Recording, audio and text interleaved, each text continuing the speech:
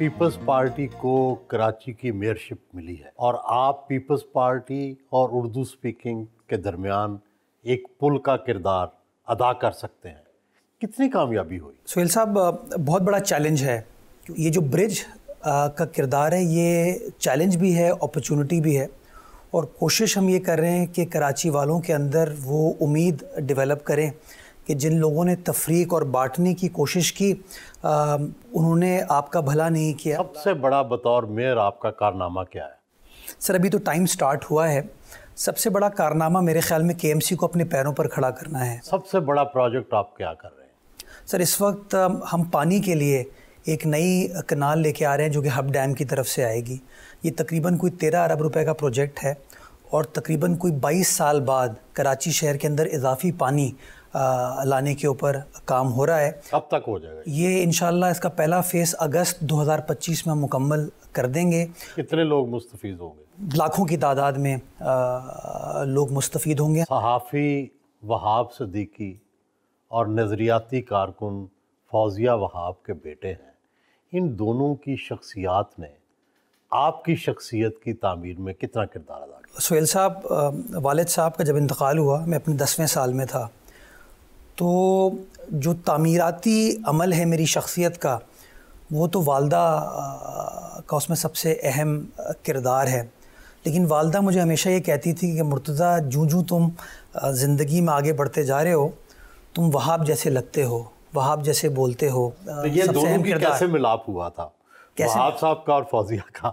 وہاب صاحب جو ہیں وہ نظریاتی لیڈر تھے ایکچولی کراچی یونیورسٹی کے، اور میں آج بھی لوگوں سے ملتا ہوں، ان کو انتقال ہوئے 30 برس سے اوپر ہو گیا ہے، لوگ آج بھی ان کی شعلہ بیانی، ان کی تقاریر کا تذکرہ کرتے ہیں۔ تو امی ہمیشہ یہ کہتی تھیں کہ وہاب بہت ہی زبردست فائر برانڈ سپیکر تھے، اور جب وہ انقلابی گفتگو کرتے تھے، امی جونیئر تھیں ان سے کوئی تقریباً 3-4 سال یونیورسٹی میں، تو کہتی تھیں کہ وہ ہم آئیڈیلائز کرتے تھے وہاب کو۔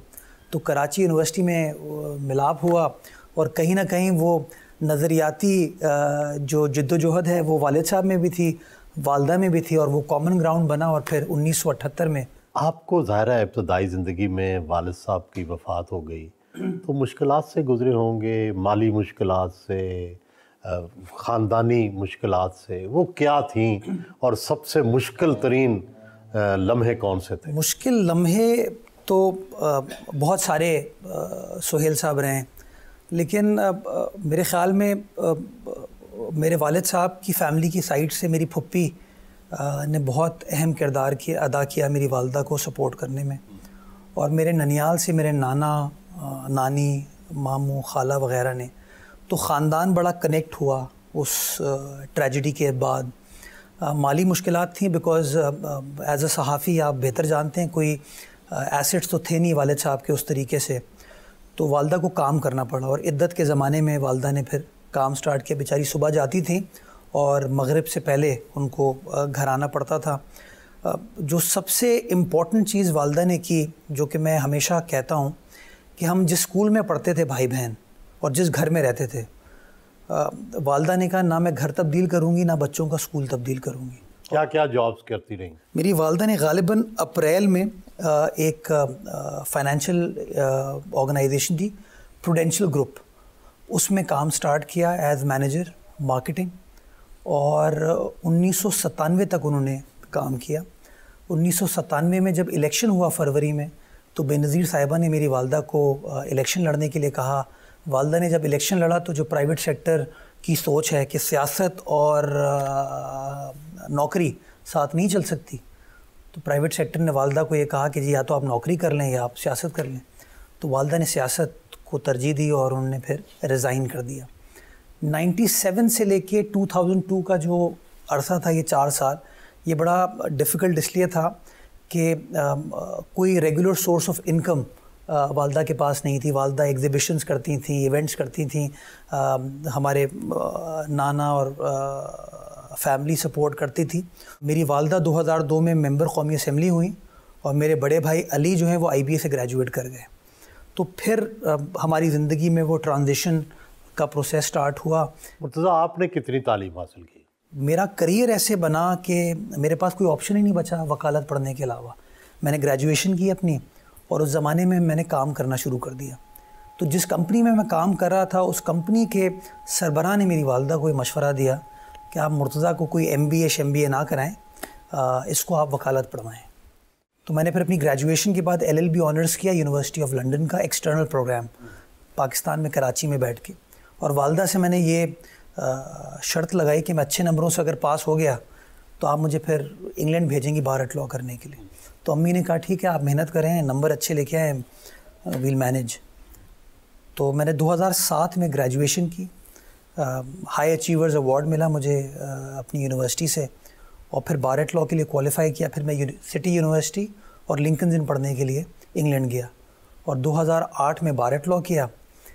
بارٹ لاء کے ٹائم پہ والدہ نے بھی ایک شرط لگائی تھی مجھ سے, جب باہر پڑھنے جا رہا تھا, ایئرپورٹ پہ رو رہی تھیں وہ, اور روتے ہوئے مجھے انہوں نے کہا کہ وعدہ کرو کہ واپس آؤ گے. تو میں نے کہا جی بالکل واپس آؤں گا. تو میری سہیل صاحب گریجویشن ہوئی کال ٹو دا بار 28 جولائی 2008 کو. میں آفیشلی بیرسٹر ایٹ لاء بنا. پہلی تنخواہ تھی 5,000 روپے بارٹ لاء کرنے کے بعد. As apprentice? جی اپرینٹس میں تنخواہ اتنی زیادہ نہیں ملتی ہے اس پروفیشن میں, لیکن کہیں نہ کہیں اللہ تعالیٰ راستہ بنا رہا ہوتا ہے. وہ کم تنخواہ ملی تو مجھے موقع ملا پڑھانے کا, تو میں نے پھر زیبسٹ میں اور SM لاء کالج میں پڑھانا شروع کیا. تو وہاں سے مجھے کوئی ایک جگہ سے 22,000 روپے ملتے تھے, ایک جگہ سے 25,500 روپے.